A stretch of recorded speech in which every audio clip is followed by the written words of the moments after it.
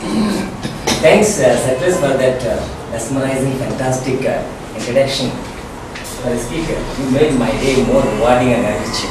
Dear Toastmasters, fellow Toastmasters, dream big, dream big, dream big. Thinking small is a crime. You have to dream big before you reach them. I haven't said it. Ramesh, did you say it? Satyanas, did you say it?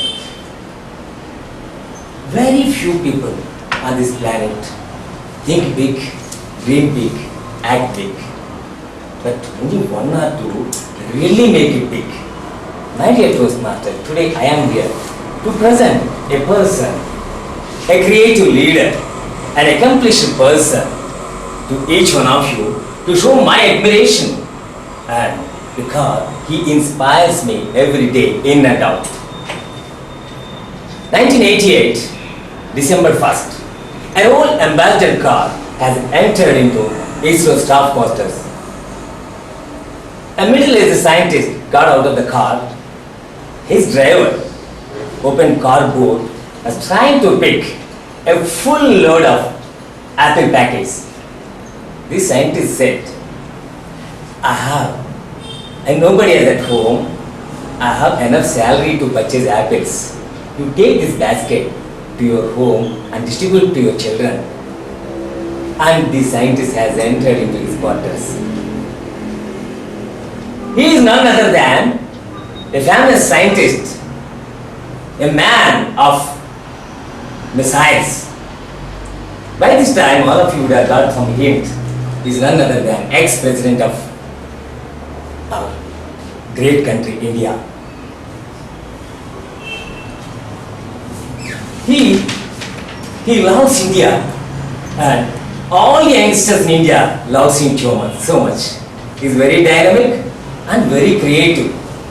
His goal is to make India completely free through his vision document by 2020.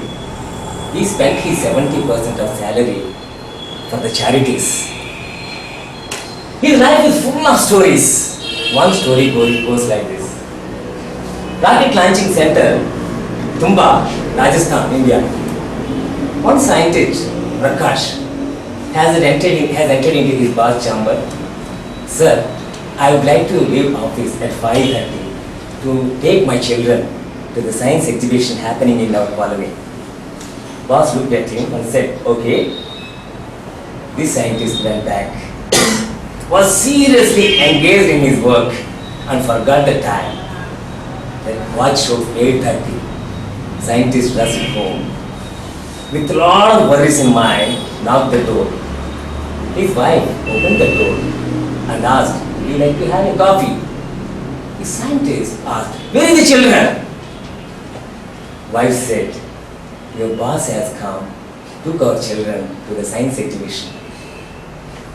Behind the scene, his boss looked at his colleague at 5:30, was engaged seriously in the work and doesn't want to distract him. He himself went to his colleague's home, took his children to the exhibition.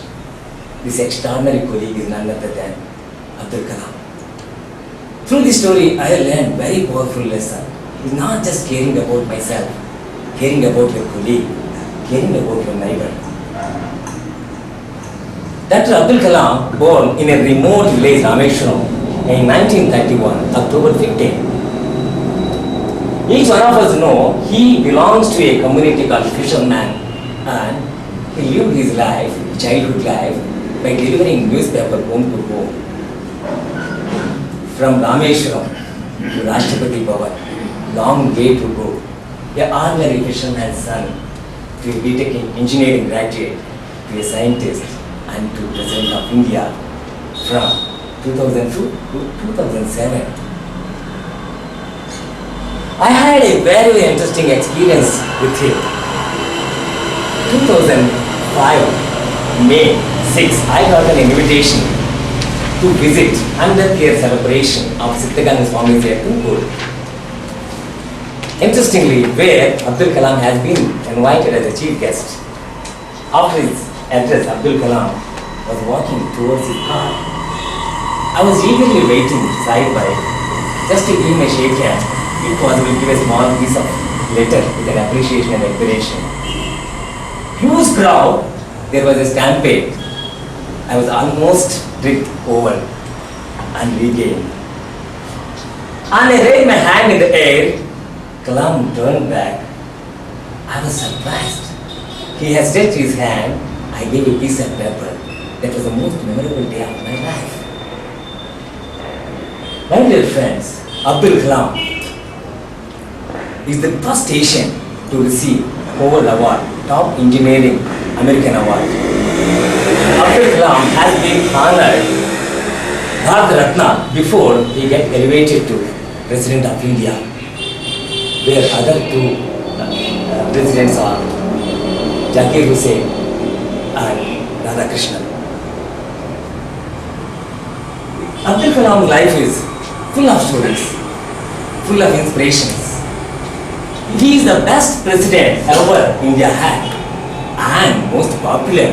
You ask any children in India, they say, I want to like Abdul Kalam, including my son. I give him so much, cycle, computer, desktop, everything. But he always say that, I want to become like Abdul Kalam. And he even went on saying, Papa, I don't want to get married. Because Abdul Kalam doesn't marry. That is called inspiration. My dear friends, if you want to become something big, you don't need any resources. India has all and each and everything to become number one. In Abdul Kalam's words, is India need more inspiring people like Vivekananda and Gandhi. But I say, in my words, we need more role models like Dr. Abdul Kalam. Do you want to become a role model? Right? Anand, do you want to become a role model? Yes, it's in your hand. I got my role model. Over to those much.